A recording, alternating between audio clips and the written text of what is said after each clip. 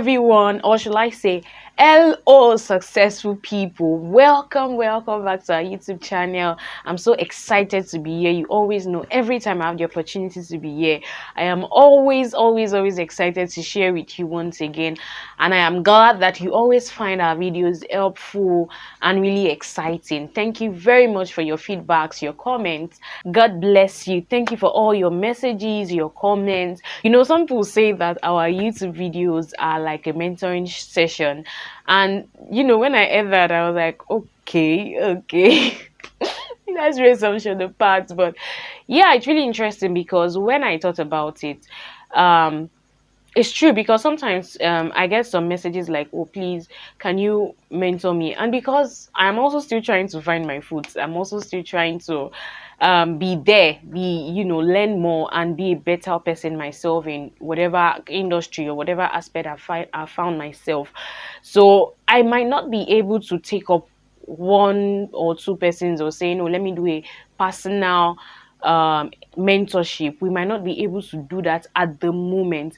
However, looking back at our videos, I've come to realize that they are more of mentoring sessions, because at the end of the day, most of the videos that you are seeing here are topics that I have picked from some of my experiences, topics that I have coined out from experiences of others, what I've experienced going through some of those challenges, and what I've seen other people go through, and the solutions that they've provided for it.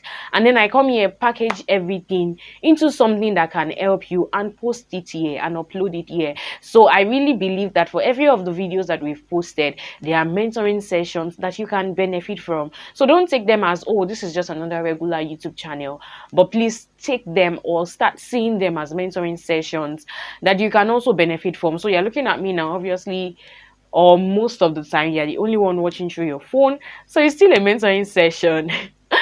All right, so today we are going to dive into our topic right away. Today we are going to be talking about a very controversial topic. Yes, I don't really like to do controversial things, but then I just thought that we could do a little bit of clarity on this particular topic, and then maybe let it not be let it not be so controversial anymore if we now get clarity to these things. And then what we'll be talking about today, I guess you might have seen it from the topic, is that, is pattern making superior to freehand? My freehanders, wave your hands. Come on, wave your hands. Now, my pattern makers, oh yeah, wave your hands. All right, so first off, I would like to say that I had to take a deep breath before I say what I want to say. But I like to say that pattern making is not superior to freehand. Hold on.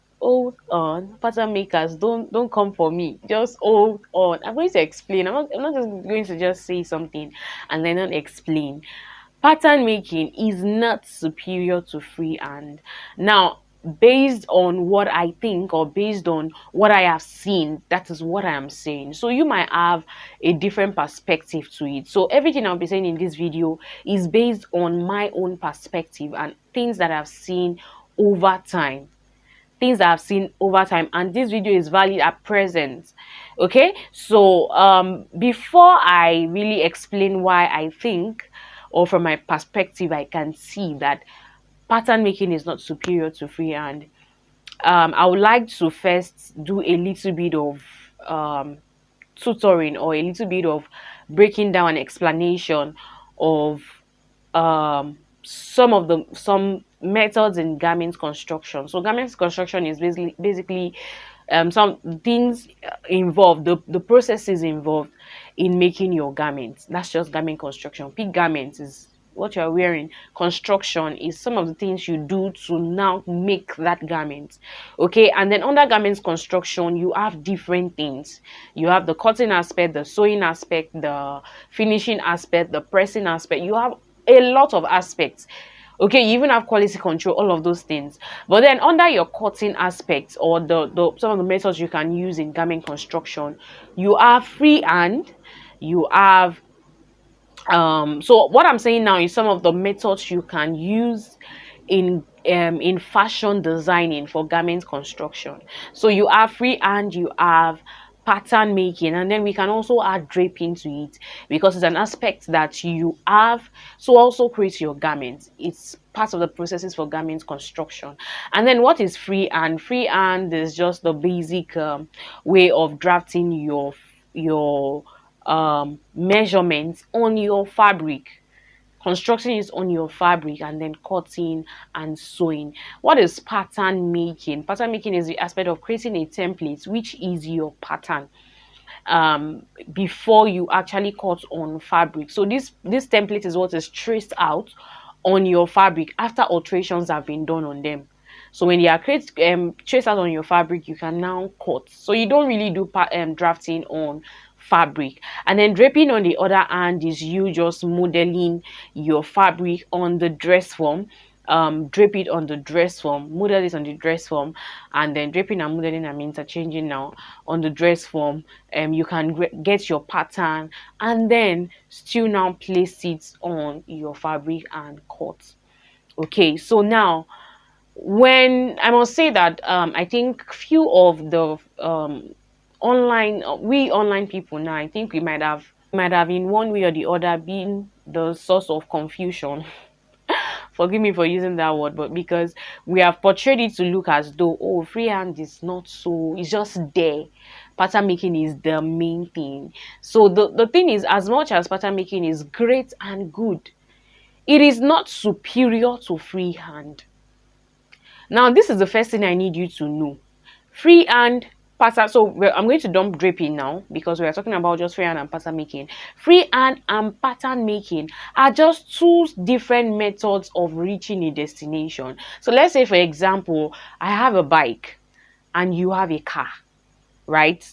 I have a bike and you have a car. So let's say my bike stands for freehand method of cutting, and then your car stands for pattern making method of cutting. Now all of us, the two of us, are going to the same destination. So at the end of the day, in 1 hour or in 2 hours, at the end of the day, we are all going to get to our destination, right?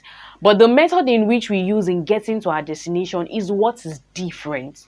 So it could mean that at the point of journeying into your destination, the challenges I had, you did not have it.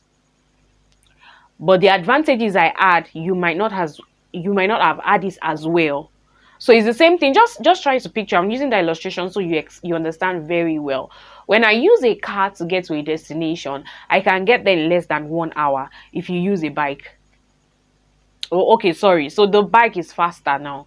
I think the bike is faster than the car. So if I use my bike, I'll get there faster than you that use the car. So even though your car is more convenient, because if you are going on a place where they have a lot of breeze blowing, you won't feel cold because you are inside the car, the window is all locked, everything is okay. So you move at your own speed, but I will still get to my destination before you because I'm running on something that is faster.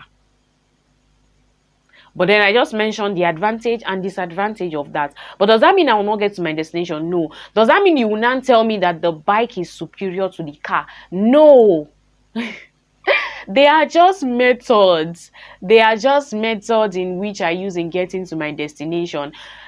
You saying one is superior will be based on what you have used and what worked for that particular design. So you might have been told that freehand has limitations. Yes, it's the same way when a car and a bike is riding and you want to pass through a narrow space.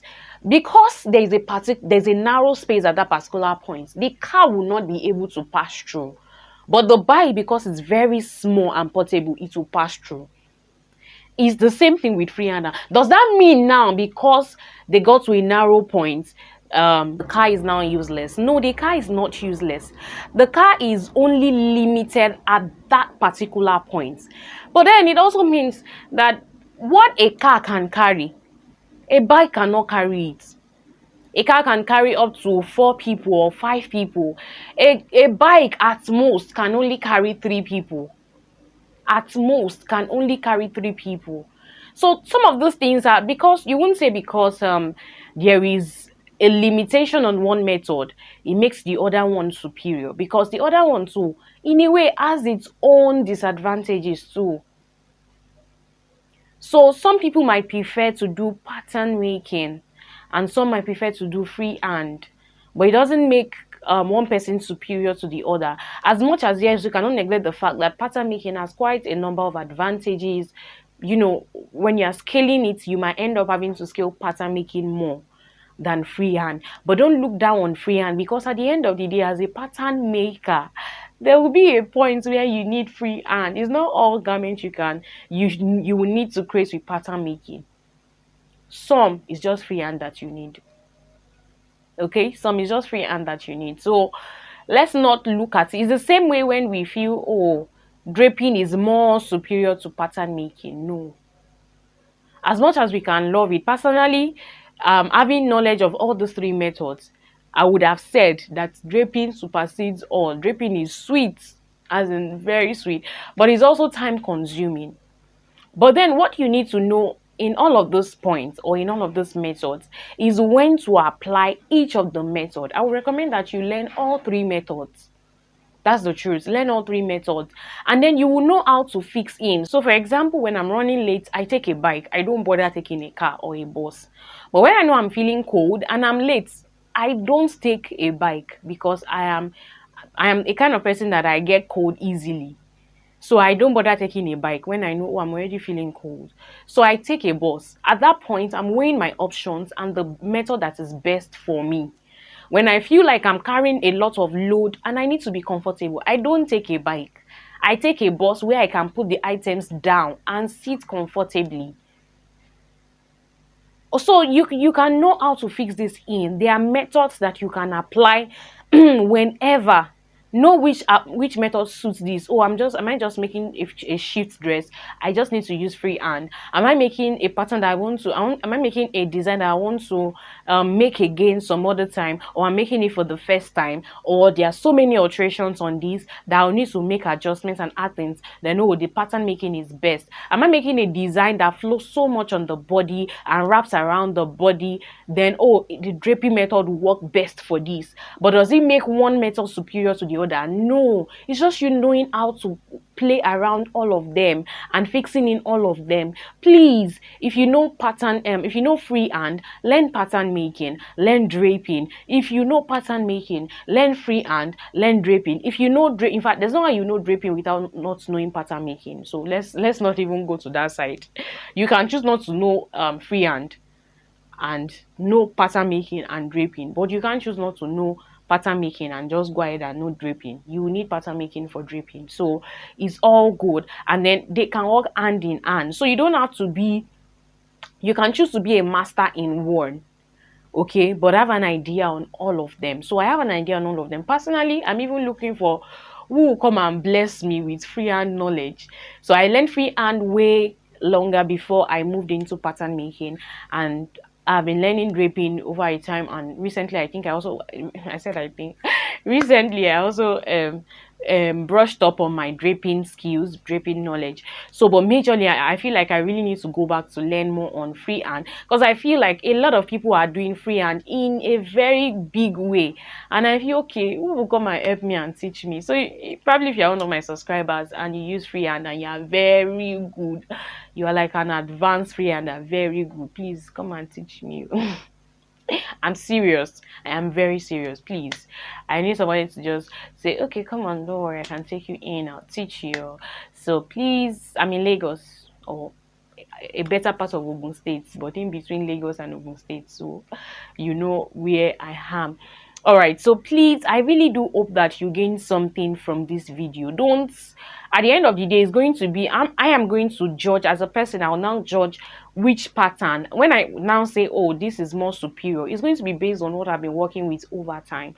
Those who now have the right to say this is more superior, or are those who would have used freehand, used pattern, and then, in fact, I don't really think they still have the right to say that. It's just majorly on, maybe some people do a certain kind of design very well every time, and so when they use the method that best suits them, they can look at that angle to now tell you this is more superior. But then Some other people do other designs. There are different designs in fashion.